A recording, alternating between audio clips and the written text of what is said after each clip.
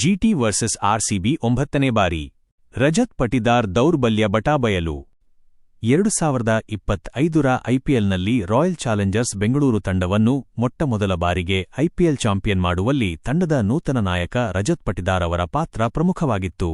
ನಾಯಕನಾಗಿ ಮತ್ತು ಆಟಗಾರನಾಗಿ ರಜತ್ ಪಟಿದಾರ್ ಅಮೋಘ ಪ್ರದರ್ಶನ ನೀಡಿದ್ದರು.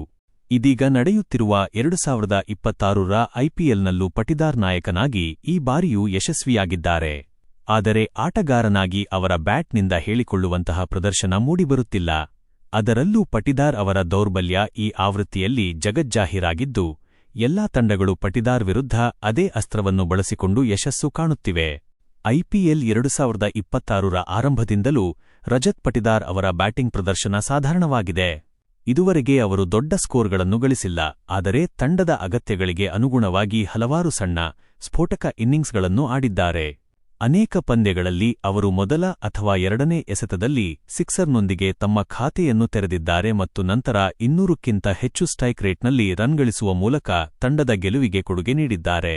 ಪಟಿದಾರ್ ಸ್ಪಿನ್ನರ್ಗಳ ವಿರುದ್ಧ ಅಪಾಯಕಾರಿ ಮಾತ್ರವಲ್ಲದೆ ವೇಗದ ಬೌಲರ್ಗಳು ವಿರುದ್ಧವೂ ನಿರಂತರವಾಗಿ ರನ್ ಗಳಿಸುತ್ತಾರೆ. ಆದರೆ ಈಗ ಪಟಿದಾರ್ ಅವರ ಬಿರುಗಾಳಿಯನ್ನು ತಡೆಯಲು ಪರಿಹಾರ ಕಂಡುಬಂದಿದೆ ಎಂದು ತೋರುತ್ತದೆ. ಪಟಿದಾರ್ ಎಡಗೈ ವೇಗದ ಬೌಲರ್ಗಳ ವಿರುದ್ಧ ಸಾಕಷ್ಟು ತೊಂದರೆಗೊಳಗಾಗುತ್ತಾರೆ ಎಂಬುದು ಅಂಕಿಅಂಶಗಳಿಂದ ಬಹಿರಂಗವಾಗಿದೆ. ತಮ್ಮ ಐಪಿಎಲ್ ವೃತ್ತಿಜೀವನದಲ್ಲಿ ಪಟಿದಾರ್ ಎಡಗೈ ವೇಗಿಗಳ ವಿರುದ್ಧ 113 ಎಸೆತಗಳನ್ನು ಎದುರಿಸಿದ್ದಾರೆ. ಈ ಅವಧಿಯಲ್ಲಿ ಅವರು 9 ಬಾರಿ ಔಟ್ ಆಗಿದ್ದಾರೆ. ಗುಜರಾತ್ ಟೈಟಾನ್ಸ್ ವಿರುದ್ಧ ಇದೇ ರೀತಿಯ ಸನ್ನಿವೇಶ ಕಂಡುಬಂದಿದ್ದು, ಎಡಗೈ ವೇಗಿ ಅರ್ಷದ್ ಖಾನ್, ರಜತ್ ಪಟಿದಾರ್ ಅವರ ವಿಕೆಟ್ ಪಡೆದರು. ಆದಾಗ್ಯೂ ಪಟಿದಾರ್ ಎಡಗೈ ವೇಗಿಗಳ ವಿರುದ್ಧವೂ ವೇಗವಾಗಿ ರನ್ ಗಳಿಸಿದ್ದಾರೆ. ಅಂಕಿ ಅಂಶಗಳ ಪ್ರಕಾರ ಪಟಿದಾರ್ ಈ 113 ಎಸೆತಗಳಲ್ಲಿ 164 ರನ್ ಗಳಿಸಿದ್ದಾರೆ.